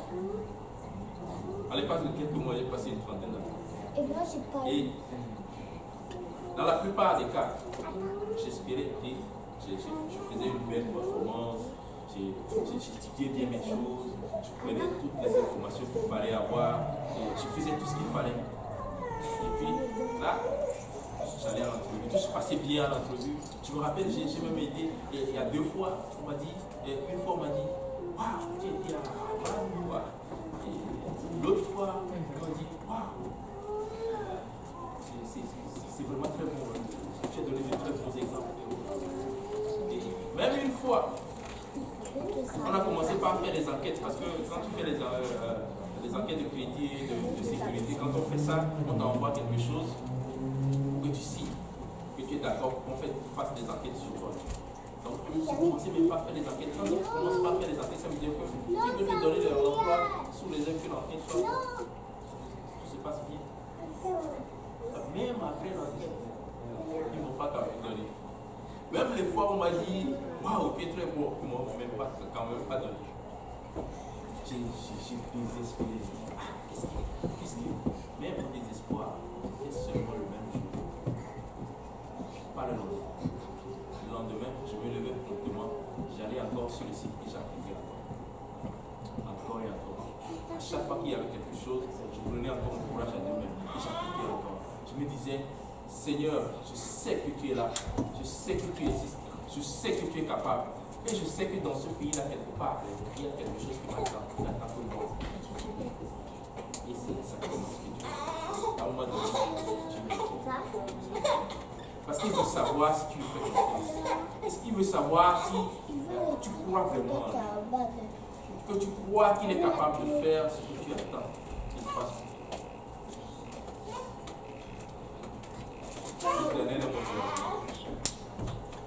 Quand tu es dans la vallée de l'ombre de la mort, continue pas à marcher. Quand tu es dans les difficultés, continue pas à prier. Quand tu es dans les problèmes, continue pas à faire l'œuvre de Dieu. Quelles que soient les difficultés par lesquelles tu passes, sache que ce que le diable veut, il est en train de te combattre pour que tu ne fasses pas l'œuvre de Dieu. Il est en train de te combattre pour que tu puisses, le ciel puisse t'échapper. Il est en train de te combattre pour que tout ton regard, toute ta pensée soit sur ton problème au lieu d'être sur le Dieu qui résout le problème. Quand je marche dans la vallée de l'ombre de la mort, je ne crains aucun mal, car tu es avec moi. Je ne crains aucun mal, car tu es avec moi. Quelles que soient les difficultés par lesquelles je passe, je ne les crains pas, parce que je sais que tu es avec moi. Parce que je sais que la main de Dieu est sur moi. Et même quand je me couche et que je m'endors, je sais que la main de Dieu est sur moi. La main de Dieu est sur ma maison. La main de Dieu est sur mes enfants. Je ne crains rien. Car je sais le Dieu en qui je suis. La houlette et ton bâton me rassurent. Vous savez, le bâton c'est le bâton de bois. Et puis la houlette c'est un bâton. Et puis on fait une sorte de crochet dessus pour pouvoir garder les brebis. C'est-à-dire, on envoie du sable avec ça, de la terre avec ça ici pour que les brebis puissent rentrer dans les rangs, pour que les brebis puissent être ensemble. Donc,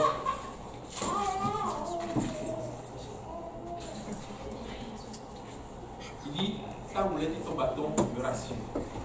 C'est-à-dire, ton bâton là, c'est pour frapper les brebis de temps en temps. C'est-à-dire, la correction. Je veux que tu me corriges. Quand tu me corriges, ça me rassure que je suis encore entre tes mains. Quand tu me corriges là, ça me rassure que je suis encore avec toi, Seigneur. Parce que ta main va taper aujourd'hui. Je sais que tu es encore avec moi. Tu es intéressé encore avec moi. Tu es intéressé encore par mes problèmes, par mes difficultés, par ma vie. Tu veux encore que je sois sauvé. Écoutez, si Dieu ne vous châtie plus là, il faut que vous posiez des questions. Si Dieu ne vous dit plus non, il faut que vous commenciez par vous poser des questions. Est-ce que Dieu est encore avec moi? Il dit, ta houlette, ton bâton me rassure. De temps en temps, quand je vais commencer par m'égarer, tu vas prendre ta houlette et puis tu vas me ramener dans le droit chemin. Tu vas faire en sorte que je ne sois pas égaré. Et le fait que tu aies toujours le bâton et la houlette dans tes mains, ça me rassure. Amen. Amen. Amen. Vous savez, il y a une différence entre une brebis et puis une chèvre. Je ne sais pas si vous avez déjà vu une chèvre en Afrique. Donc, quand on était encore en Afrique, on voyait des chèvres. Mais les bergers des chèvres, c'était des grands coureurs. Il fallait que tu cours à gauche et à droite. Tout le temps. La chèvre, vous êtes en train de marcher pour aller dans cette direction. 2, 3, 4. Ils vont se tourner pour aller dans cette direction. Ou bien vont aller ici. Ils vont aller partout, sauf dans la direction où tu veux les mettre. Il faut que tu sois toujours derrière elle. Tu sois toujours derrière la chèvre. La chèvre, quand vous la voyez, elle est toujours très sale, très désordonnée. Je ne sais pas si vous l'avez déjà vu, mais les chèvres, ils ont des grandes oreilles un peu pendantes et autres. C'est toujours très très sale, en train de se promener un peu partout. Il y a la boue ici, ils vont rentrer, ils vont faire tout ce qu'ils veulent. La chèvre n'écoute pas. La chèvre n'obéit pas. La chèvre, il faut la convaincre, il faut la contraindre. Je veux que tu ailles dans cette direction-là. Tu vas aller dans cette direction. Les brebis, qu'est-ce qu'elles font? Elles se collent les yeux. Elles veulent rester ensemble. Elles veulent rester à côté des autres. Comme l'église. On veut être ensemble. On veut pas s'éparpiller. S'éparpiller dans le sens je veux dire. Les brebis, les chèvres, vous allez les voir un peu partout, éparpillés. On le voit comme des animaux qui n'ont pas de berger. Ils sont un peu partout éparpillés. Ils ne savent pas où ils vont. Ils ne savent pas ce qu'ils font, ce qu'ils sont en train de faire. Tantôt, un va commencer par courir, les autres vont la suivre. Il va revenir, les autres vont la suivre. Il va aller dans ce sens-là. D'autres vont décider d'aller dans un autre sens. Les chèvres, personne. Mais les brebis, elles connaissent la voix de leur berger. Elles savent quand ils les appellent. Elles connaissent leur voix. Est-ce que tu connais la voix de ton berger? Est-ce que tu connais la voix de ton berger? Quand Dieu te parle, est-ce que tu écoutes? Est-ce que tu entends? De temps en temps, nous allons avoir 3 voix dans notre vie. Il y a notre propre voix, il y a la voix de Dieu, et il y a la voix du diable. Est-ce que tu arrives à identifier la voix de Dieu dans ta vie? Est-ce que tu sais la voix de Dieu? Parce que Dieu lui connaît ta voix. Il te voit tout le temps. Tu connais là où tu vas, là où tu dors, là où tu travailles, tout ce que tu fais. Toi, est-ce que tu connais la voix de Dieu? Quand il te dit arrête, est-ce que tu arrêtes? Quand il te dit ne fais pas, est-ce que tu ne fais pas? Quand il te dit reviens, est-ce que tu reviens? Quand il te dit ça suffit maintenant, est-ce que tu t'arrêtes? Et tu ne continues pas à faire ta propre. L'Éternel est mon berger. Je ne manquerai pas. Le fait d'avoir un berger, Dieu a associé une bénédiction à ça. Si l'Éternel est mon berger, si l'Éternel est mon berger, je ne manquerai pas. Que l'Éternel soit ton berger.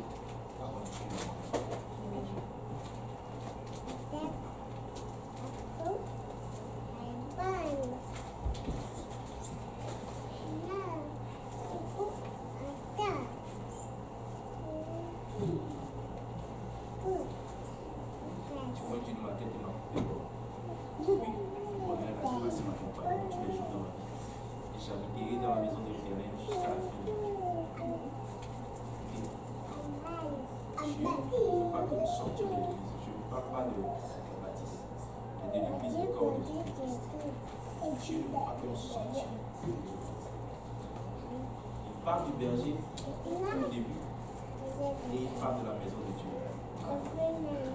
Il dit le bonheur et la grâce vont m'accompagner. Quand Dieu me dit maintenant, sors d'ici, comme il a dit à Élie de Tishbite, pars d'ici, va à Serepta. S'il te dit, pars d'ici, va à Toronto, pars d'ici, va à tel endroit, c'est qu'il a déjà prouvé là-bas. Il dit que le bonheur et la grâce vont t'accompagner.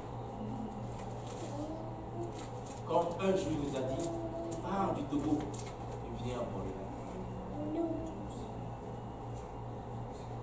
Comme il a dit à Abraham, sors de ta famille, de la maison de ton père et va.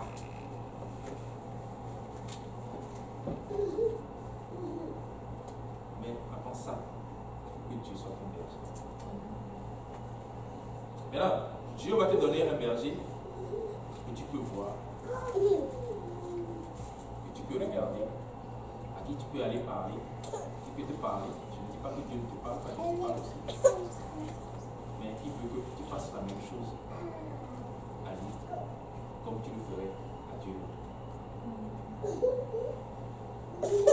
Amen. Il y a beaucoup de gens qui viennent à l'église et disent pourquoi même le pasteur a prêché à tout le monde, mais toi tu te fâches. Pourquoi est-ce que le pasteur me prêche sur ça? Je ne viens plus ici. Et quand c'est comme ça, tu vas les voir se promener d'église en église. Tantôt il va faire 2 mois dans cette église, il va partir, il va aller faire 3 mois dans une autre église, il va partir. À un moment donné, il ne va plus aller à l'église. Pourquoi il va dire c'est pas bon, l'église, je n'ai pas besoin de l'église. Et je peux vivre pour Dieu moi-même chez moi à la maison. Parce que les gens sont bizarres. Chez nous, il y a un adage qui dit quand tu épouses une première femme, tu dis qu'elle n'est pas bonne, une deuxième, pas bonne, troisième, c'est peut-être toi qui n'es pas bon. C'est peut-être toi qui as des choses qu'il faut que tu corriges. C'est pas l'autre. On a toujours tendance à vouloir pointer l'autre. C'est lui. À un moment donné, il faut que tu te remettes en question. Est-ce que c'est moi? Est-ce que c'est avec moi que ça ne va pas? Est-ce que c'est moi qui ai un problème ou c'est moi qui ai une difficulté particulière? Amen. Le berger. Est-ce que l'Éternel est ton berger? Est-ce que le Dieu du ciel est ton berger? Est-ce que le Créateur du ciel et de la terre est ton berger? Est-ce que le Dieu qui guérit, est-ce qu'il est ton berger?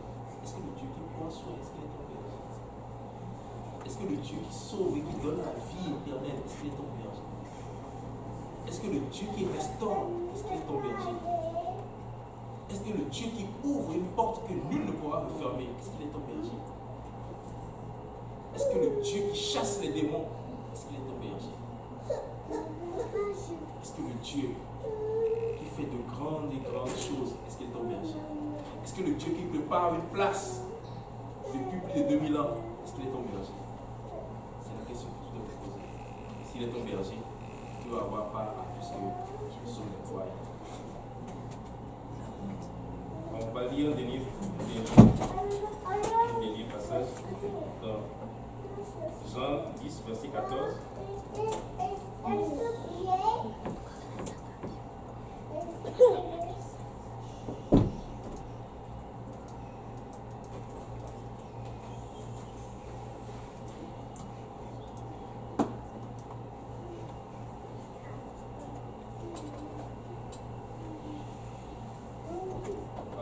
À partir du verset 13, Jean 10, dit le mercenaire s'enfuit parce qu'il est mercenaire et qu'il ne se met point en peine des brebis.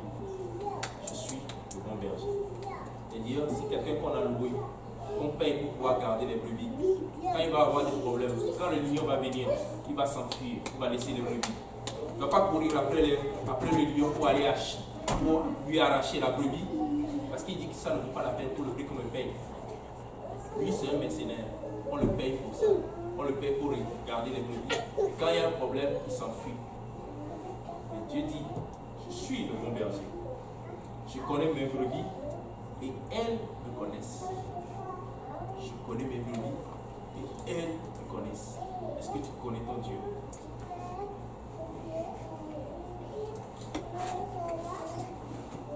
Et un peu plus loin, verset 26, il dit, mais vous ne croyez pas parce que vous n'êtes pas mes brebis. Ceux qui ne sont pas les brebis, Dieu ne croit pas en vous. Ceux qui ne sont pas les brebis, le Seigneur Jésus ne croit pas en vous. Vous ne me croyez pas parce que vous n'êtes pas mes brebis. Mes brebis entendent ma voix, je les connais et elles me suivent. Je leur donne la vie éternelle et elles ne périront jamais. Et personne ne les ravira de ma main. Mon Père qui me les a donnés est plus grand que tous. Et personne ne peut les ravir de la main du Père. Amen. Si tu es une brebis dans la main du Seigneur, sache que personne ne peut te ravir de la main de Dieu. Personne ne peut te ravir de la main de Dieu. À moins que toi-même tu ouvres la main de Dieu et tu dises, Seigneur, je suis fatigué de toi, je suis fatigué de tes histoires, là je veux sortir. Et là tu vas sortir après l'esprit. On entre à l'église, la porte est toujours ouverte. Tu peux rentrer et puis tu peux sortir aussi. Dieu ne force jamais personne.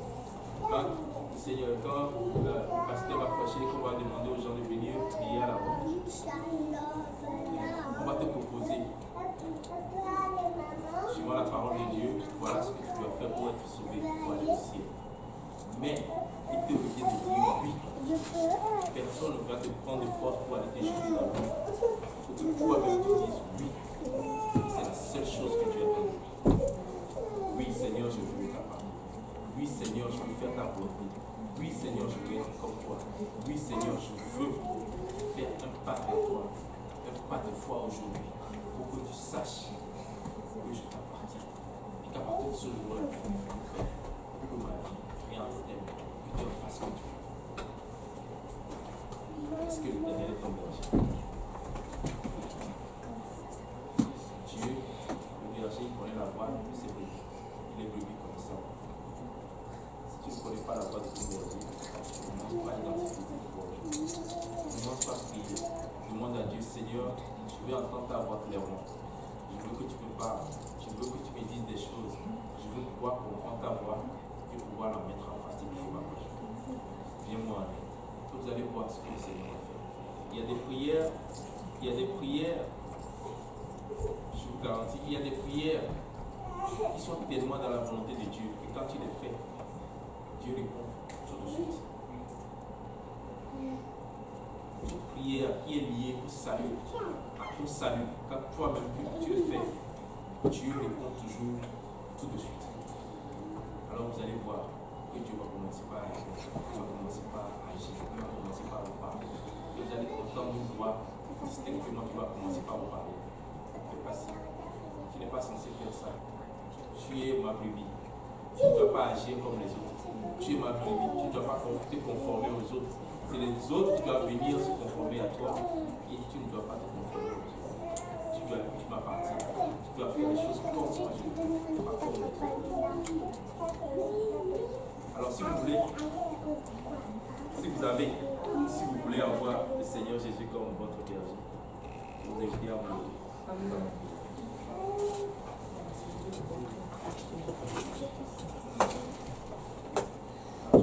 qu'il y a des questions?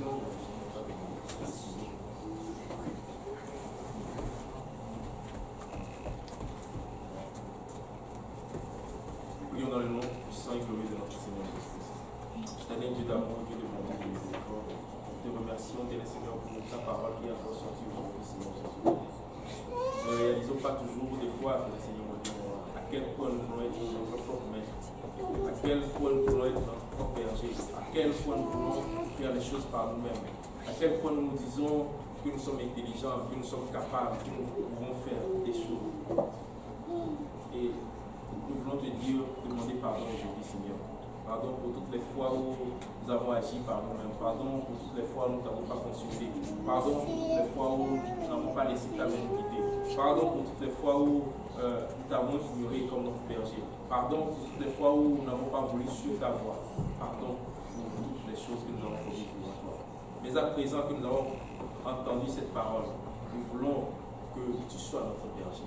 Nous voulons que tu sois le maître qui nous guide. Celui qui nous conduit vers de verts pâturages, vers des eaux paisibles, celui qui nous garde pendant des moments de difficulté, celui qui nous garde dans la vallée de l'ombre de la mort, celui qui nous fait marcher promptement pour que nous puissions en sortir.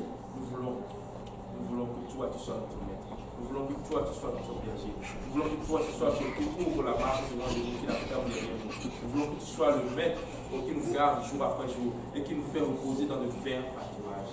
C'est ça que nous voulons de toi. Car nous savons qu'en toi, tout est possible.